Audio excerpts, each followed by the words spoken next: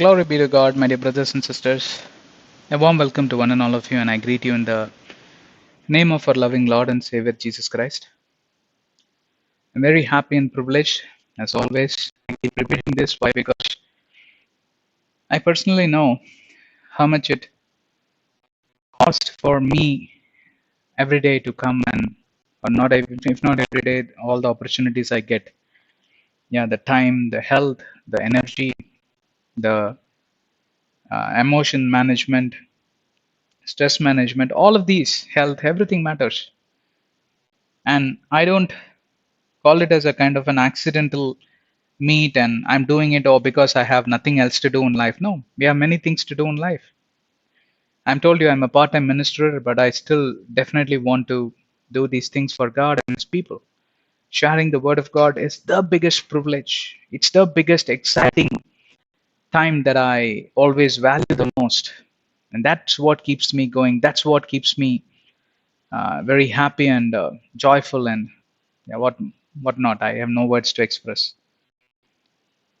Okay, so warm welcome to this series. For some time, we suspended this series because we were busy with the other one, the law of obedience and law of disobedience. I hope you are listening to those ones too.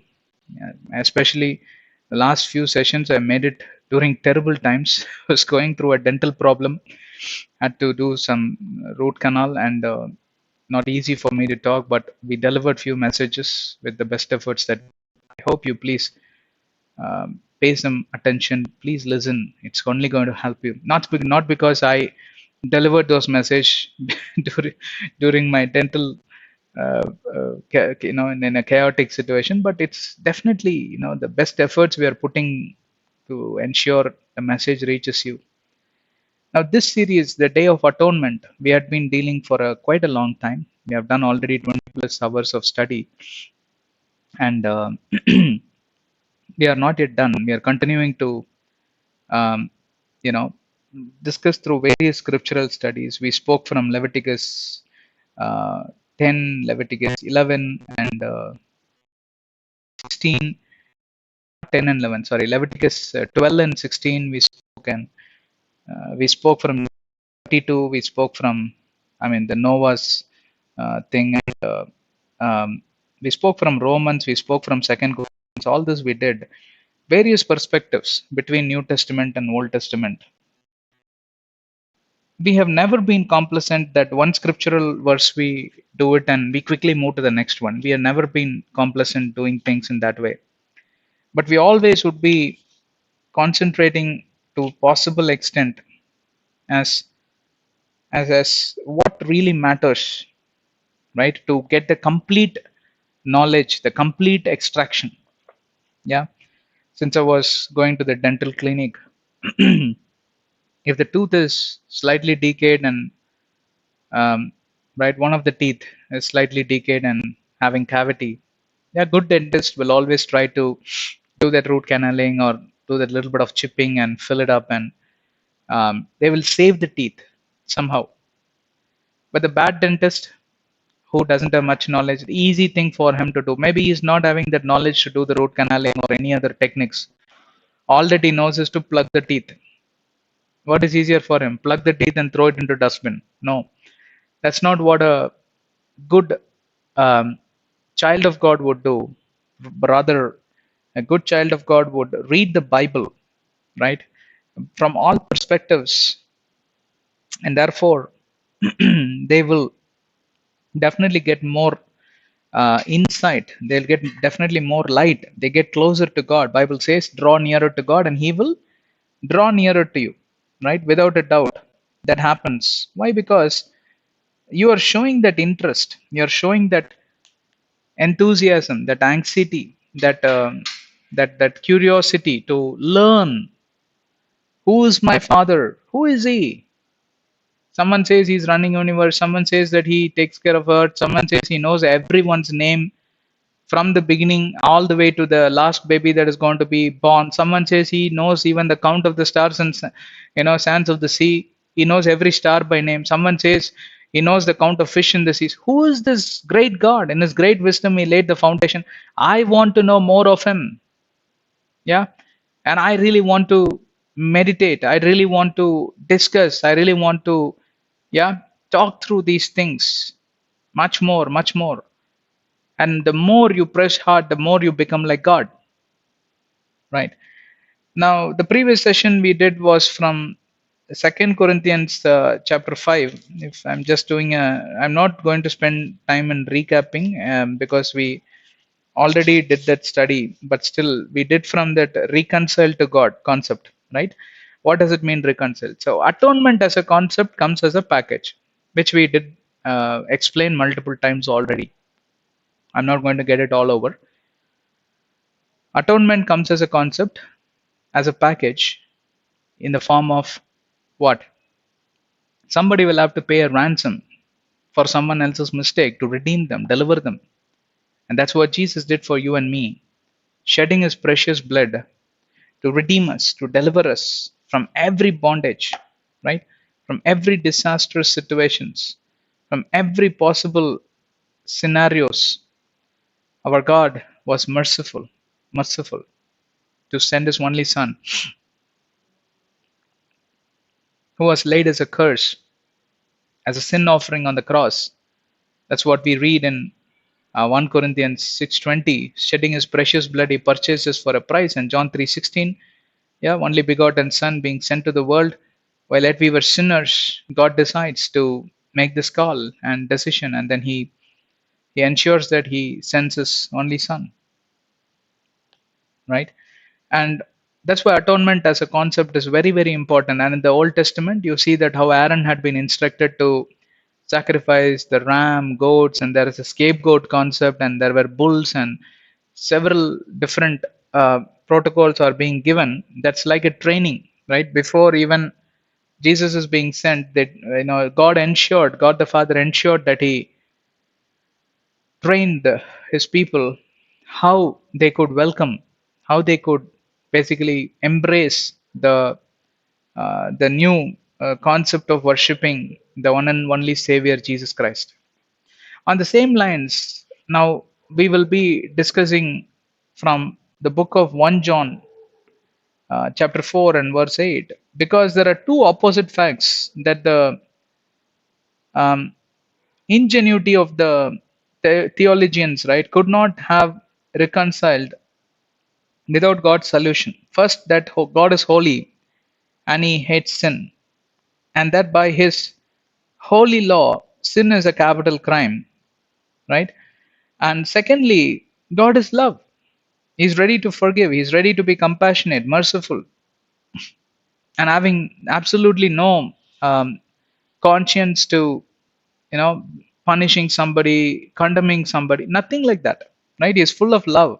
But at the same time, he's also holy, holy of the holies, and his eyes are eyes of purity, and he hates sin. And you embrace sin, obviously you are making a choice to separate yourself from the love of God. You will never be able to see the presence of God. That is very clear to God. That is very clear, very clearly described in the Bible.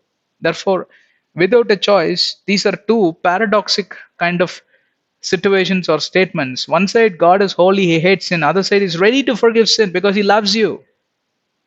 And that's the only reason all this put together came in the form of one name, that's Jesus, who came as blood and flesh and lived in the midst of the mankind. He suffered, he died for you and me.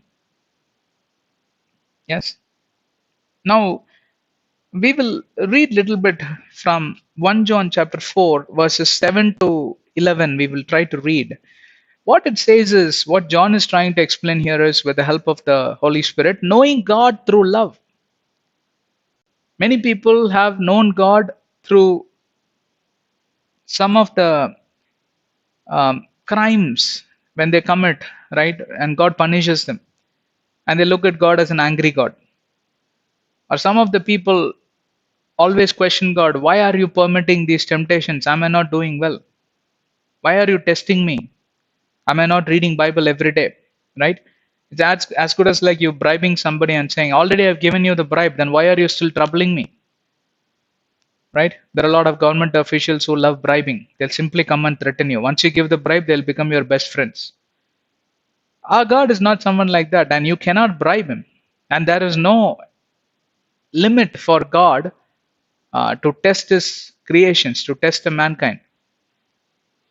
There's no limit for him. And he is one God, supreme God, who is never going to limit himself to elevate our standards, right? To one side, blessing is not at all difficult for him, but at the same time, he doesn't bless without testing you, or he doesn't take you to the next level without ensuring that you deserve for the growth, right? How the companies interview, right?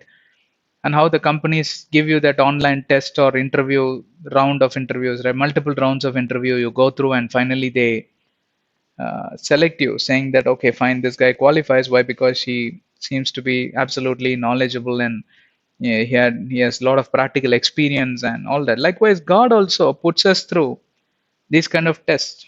And what is that called as? The simple definition for all this test and allowing temptations and taking you through difficult paths and allowing you to have some trials and therefore making you stronger, building your character, building your perseverance, building your faith levels, and making you a complete man. You lack in nothing, Bible says. You are that perfect creation of God. James chapter 1 verses 4, sorry, 2 to 4, 2, 3, 4. You take and read, you will understand.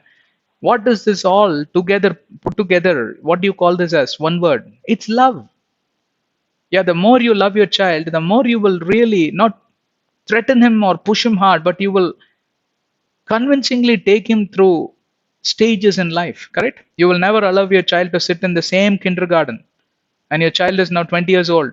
Would you be very glad to see that he sits in that kindergarten? No. You would put him in college and get him to the university and get him to do PhD based on his interests, based on his capacity, based on his intellectuals, based on his capability and capacity. You will definitely ensure that you are leading your child. That's how a good father, good mother will take care of their children, don't you? We all do that, right, to our children. And you are not surprised with this. And why is that when God takes us through these kind of trials, right? The only way for God to teach us better things in life is allowing difficulties. Yeah, it's putting us in middle of some troublesome moments. At the same time, he also blesses, and sometimes he blesses beyond your imagination, beyond what you had asked. Have you understood? I asked God only one car, brother. He gave me a house and a car. Now, why did he do that? Have you ever understood that? Or ever asked that question to yourself? Why did he do that? Why is God blessing me twofold or multifold? Right? Tell me. It is to test your character again. It is the same thumb rule. Test your perseverance, test your faith levels, test your reliability on God, test your confidence in God, test your prayer timing. Your prayer timing got reduced because now you're all doing good and you have only time to party and travel and get togethers and eat food and sleep well and all that because all is well. No, a faithful person who's faithful to God will never ever compromise on his spiritual standards. He will never ever be practicing this law of licentiousness or having that sensual behavior as it is described in Mark chapter 7 verses 21 or 22, I think, and it's described also in James chapter 3 verses 13 to 18. You will see that sensual behavior. That's demonic wisdom.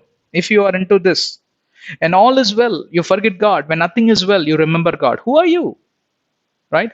When all is well, you bless God. When nothing is well, you curse God. That's what Job said. Called his wife, "You are a fool. You're a foolish woman. Get away from my sight."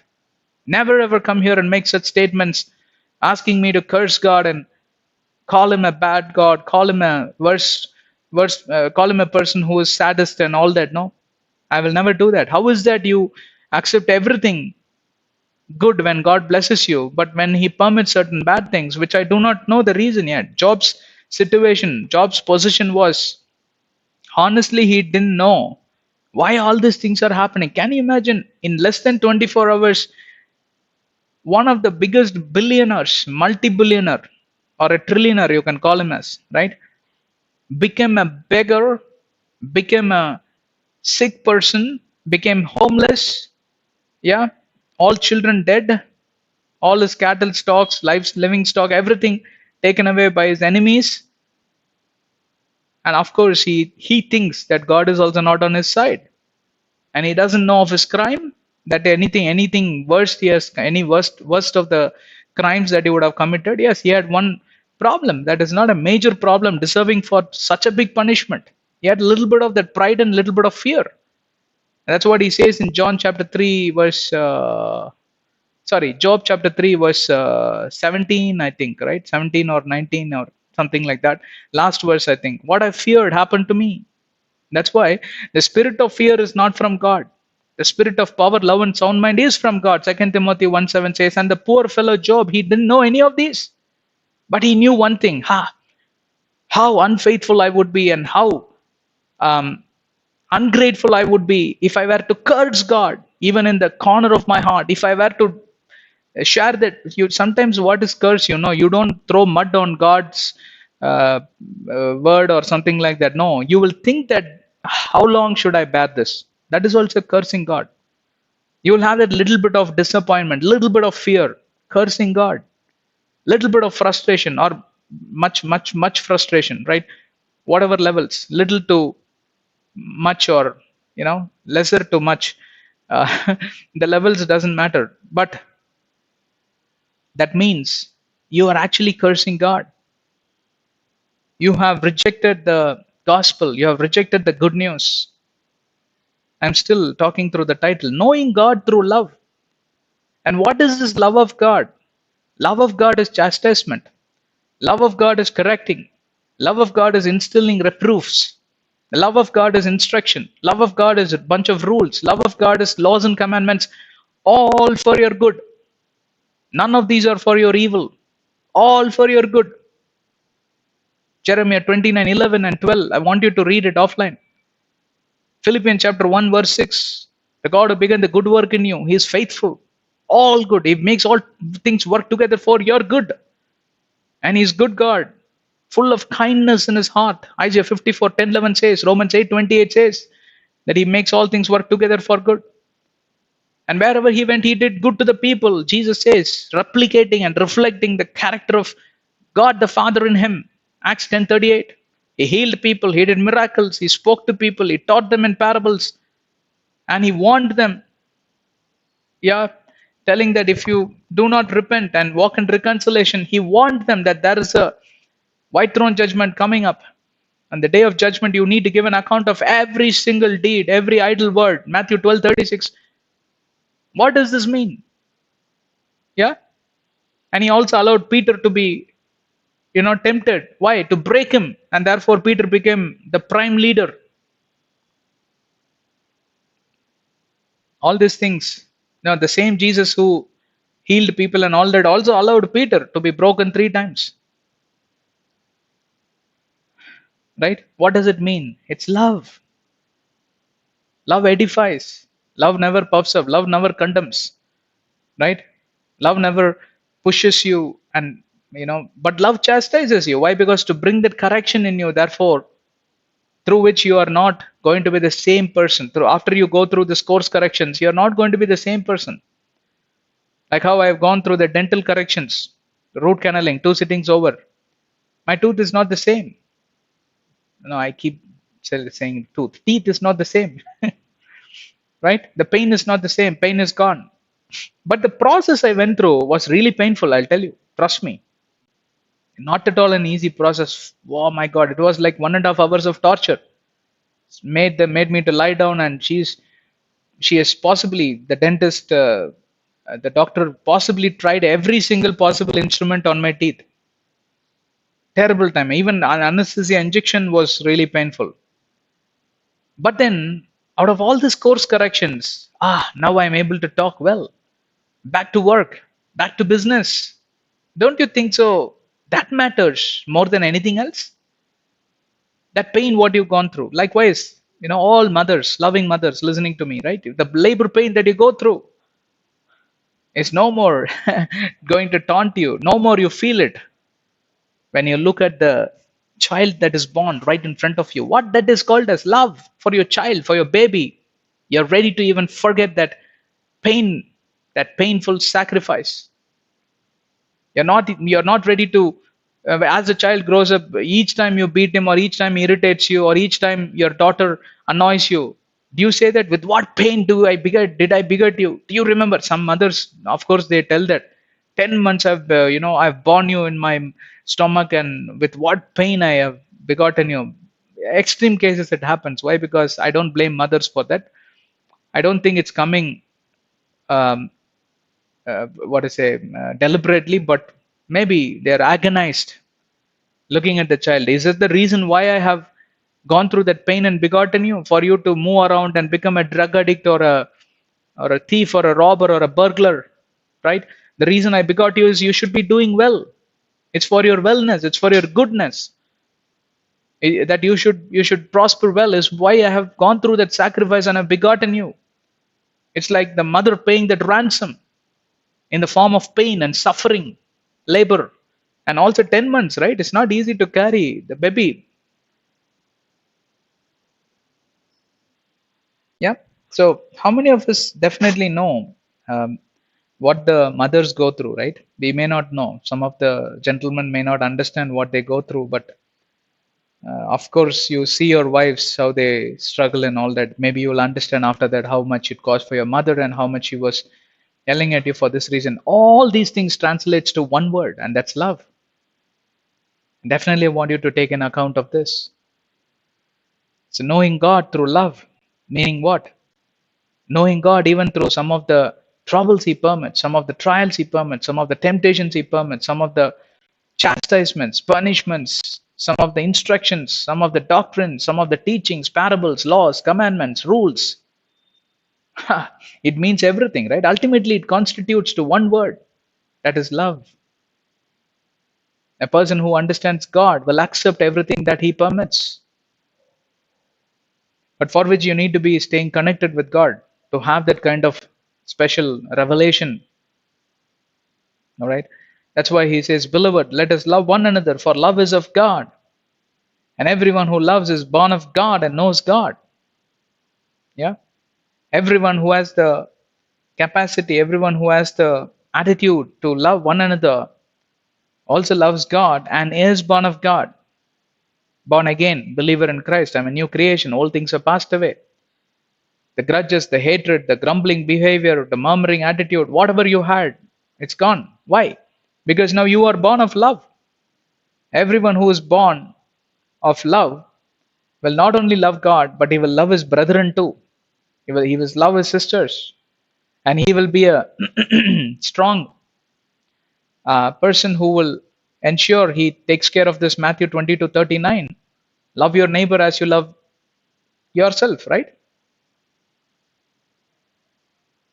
And the neighbor could be a person who is so poor, or the neighbor is a person who is not as good as you as far as your status is concerned. You will never look down on such people, but you will facilitate things for their life to extend a little bit of blessings and comfort that you are enjoying.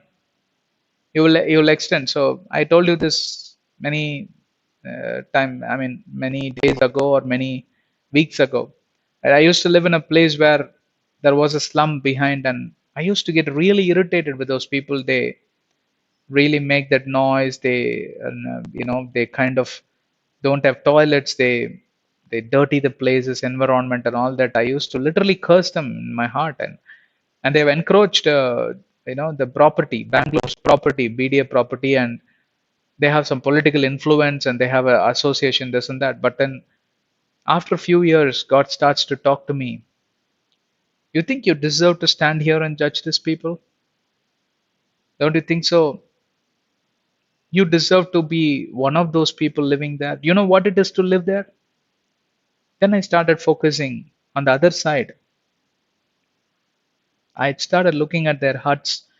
When rain comes, rainy seasons full of flood, there'll be reptiles moving around, and little children, they have a lot of babies. I have no place to bath. There is just one common mobile bathroom, and then my mindset changed. Then it was still irritating. Still that nastiness was around, and no peaceful living. But then my attitude changed. Why? Because I don't deserve to be in this place. I deserve there, probably, perhaps. I didn't get this credit and I didn't get this merit because of my righteousness. Why don't I tolerate? Why don't I forgive them? And more so, why don't I start to love them as I love myself? And from that day onwards, I never cursed them in my heart, and I always looked opportunities to help them, to bless them, and I did that to the possible best possible extent I could. Then I moved out of that place, and when I come to this new place, I see a hut readily waiting for me in the neighboring side that wasn't having a kind of a slum kind of environment, but then it was readily waiting for me to test my patience, and that's what is God all about. He will never let you go unfinished.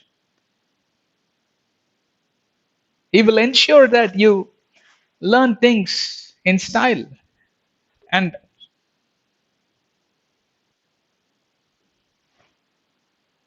and then again, there are a bunch of people, again, smoking up and doing all nasty things and all that, just to test me on the right areas.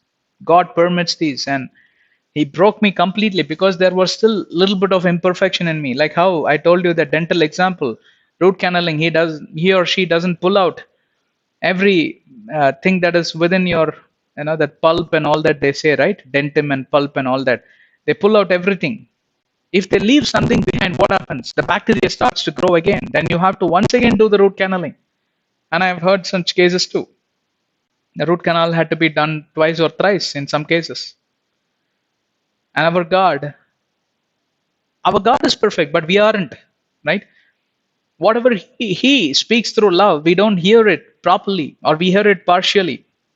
Until you hear it completely, until you are able to change completely in accordance to God's standards, matching His desires, He is not going to let you go. He's not going to spare you, beloved. I can guarantee that in my life. I have seen that. And then He took me another 1 year of roller coaster ride, and I'm completely broken now. I don't care. In fact, not about I don't care. In fact, I care for them. I love them. I want to do something for them. And then, you know what? Again, He removed that structure, what was put in the neighboring side. I thank God, I praised Him. I think I shared the testimony also. You know what? After He removes, 3 months later, He builds another structures now. And there is a construction happening in the opposite side, and some more people are going to come and stay. And I don't know what else to say. God will work on you, rework on you, sometimes 10 times or 20 times or even a million times. What does it mean? Oh, He loves you so much, and He wants you to come out of your craziness, your fuzziness, your all sorts of, implicit behavior that is separating you from the love of God. It could be lust, it could be some sexual desires, it could be that flirting attitude, it could be that gossiping habit, it could be that slandering habit. He will ensure that He breaks you in the same area. Sometimes you'll be very frustrated. I thought it is over. Again, a similar problem has come. Again, a similar trouble has come. Why? Because you have the similar attitude. Unless that attitude changes, he will keep striking you in that area. Like how the dentist keeps working on that teeth, right? Where the root canalling is to be done, because he wants to pull out that bacteria. That's why it takes 3-4 sittings in regular intervals. They keep working on the same teeth, but all to bring that course correction to that one teeth. But what if they say that, we already had the first sitting for that teeth, come, let's go to the next teeth. Next teeth is not even in trouble, or yet to get into that state of pain. That's madness, right? That's how God also works. He keeps attacking, He keeps tackling, He keeps challenging that one area. And once you're perfect and God is convinced and you are convinced and the Holy Spirit is convinced, oh, they move to the next area. It's a wonderful journey. I'll tell you, it's a very exciting journey to work with God. What an exciting journey, but not without pain, not without that labor pain. A mother sees the baby crying out, mama, mama. Yeah, baby doesn't cry out mama, right? Yeah, it screams, and it's such a wonderful noise. The moment the mother hears that noise, I've been a father, but not a mother. But I know what mothers go through, the emotions, right? That's It's really, really terrific to enjoy that moment. You become that father or mother, especially. That hears that baby screaming, healthy baby scream. By that, when the baby is born, it doesn't scream or cry. It's a big concern. Yeah, it has to cry, and the mother enjoys that noise. Any mother is there any mother that says, "Ah, see, now I have begotten, I'm still in labor pain, and stitches are going on, bleeding is happening, and all that. Look at this baby, it's crying and irritating me." Is it the way how you look at the baby? No, you will enjoy. Then why are you getting irritated when your neighbor does something against you, when your colleague does something against you, when you're that's called as love. Yeah, you're begetting that child of God as a spiritual.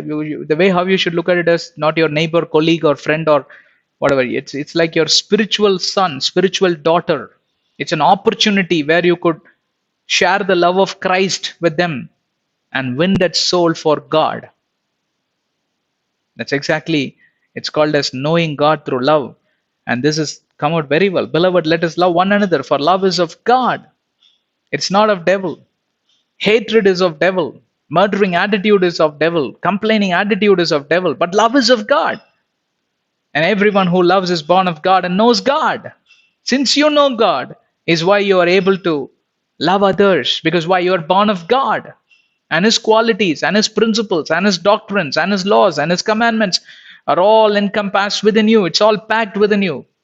And you know how to apply where and when and how, in on what circumstance and what situation. Are you with me? My time is running like anything. Yeah. I will be closing in another 5 minutes, maximum 6 minutes. Verse number 8. 1 John chapter 4, verse number 8. He who does not love does not know God, for God is love. Who is that person? I am that person, obviously. Why? Because I couldn't come to my senses the very first time when God made an effort to correct my attitude. Still, some bad quality was lingering in me on the same area. I'm talking about the same example. Like that, I may have many other areas in my life, and God continuously works on all of those in parallel. And what does it mean? I don't think you love God with all your heart, mind, and soul. Now you have not fulfilled Matthew 20 to 37. Love the Lord God, love your Lord God with all your heart, mind, and soul, with all your strength.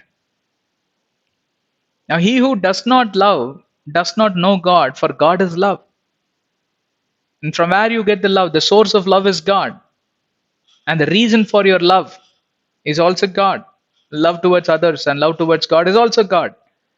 And he who does not love God does not know God, which means what? He never makes an effort to understand who this God is, and for which you need to meditate. You need to pray. You need to be in constant touch. Yeah. And the more you get along through this Bible, you will understand how deeper this love of God is all about. Yeah, he who does not love does not know God, for God is full of love. God is not someone who will even encourage, point, not 1% of hatred, gossip, murmuring, revenge, offense, defense. None of these is of God. Or you want to know what is not of God? There is a big list of things. 2 Timothy chapter 3 verses 1 to 9, Galatians 5:17 to 21, Mark chapter 7 verses 21 to 23, 1 Corinthians 6 9 to 10, Colossians 3 5 to 9. All these things you take and read. I'm giving you references. There are at least 45 to 50 list of things that is not of God. But all those 50 things might be living in you. Those are 50 areas where God would be working with you. Holy Spirit will be working with you. The heavens will be working with you. Angels will be working with you to get you to the right side. And that's called as course correction. That's called as root canal happening in all those 50 areas. I know a relative, very closest relative. She has done 12 root canals. Only, I mean, all in her mouth.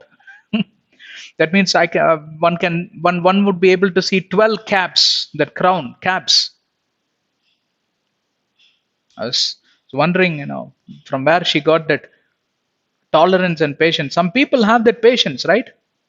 The more the sins they have, the more they cooperate with God, allowed to be broken, and all their intention is all about get to the right side and get closer to God.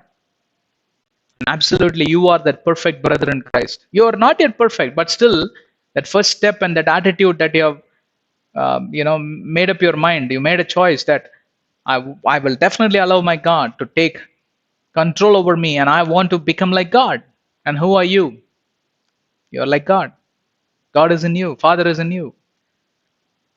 Verses 9, 10, and 11, we read and we close. In this, the love of God was manifested towards us. How?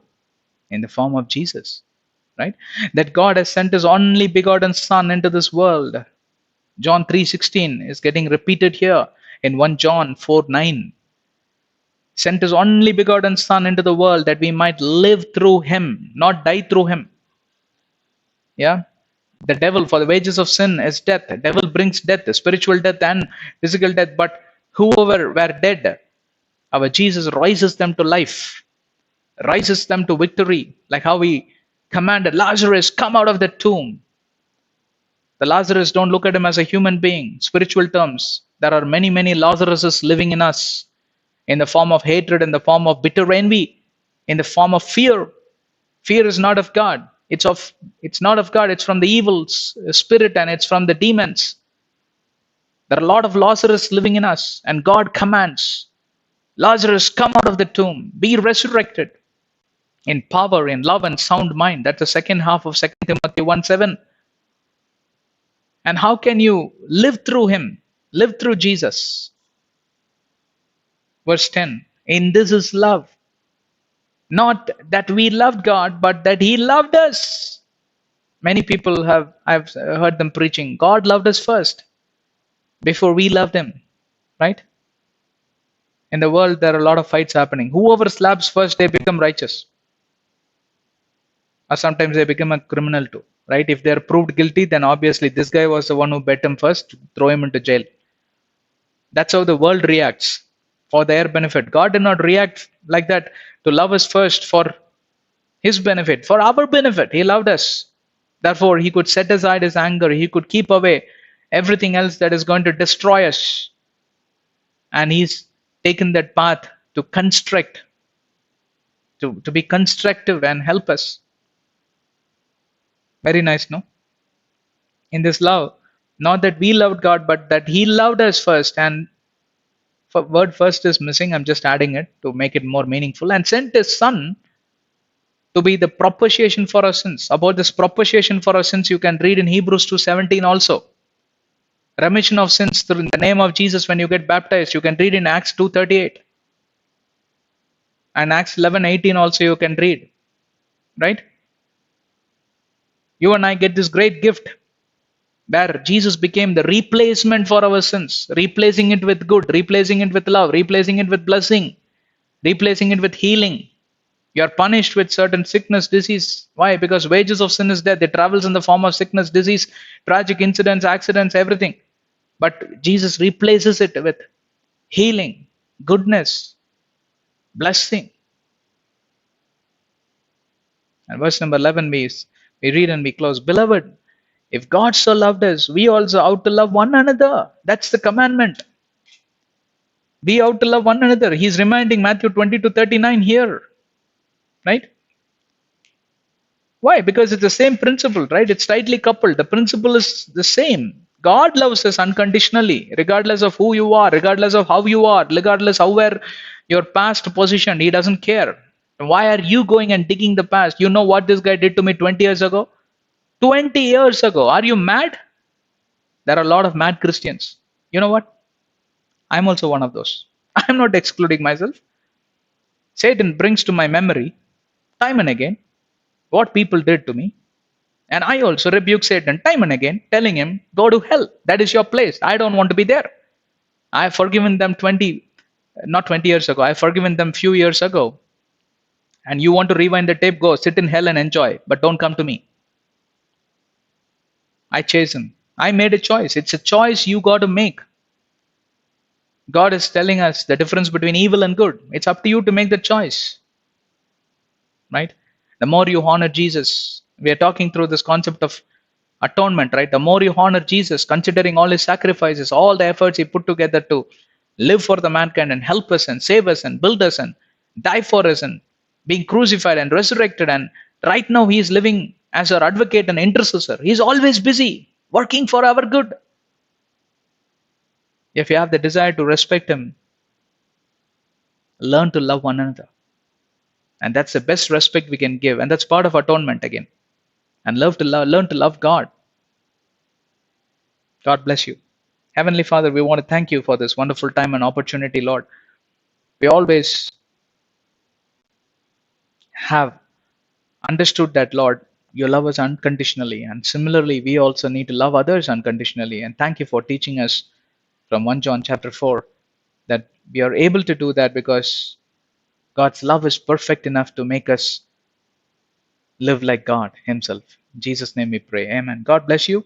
Subscribe to our channels. Get access to all our playlists. Why I said channels is we are also in not only YouTube but ultimatetube.com. There is a channel you will see a lot of God, biblical messages and gospel messages. You may want to see there. Some of our videos are available there too. Share it with your friends, relatives, and you too. Please spend the time to listen to all these doctrines. It's going to really help you to grow in your spiritual life. God bless you. Take care. I'll meet you soon and continue to pray for me and my ministries every day at least 10 seconds. That's my personal and humble request. God bless you.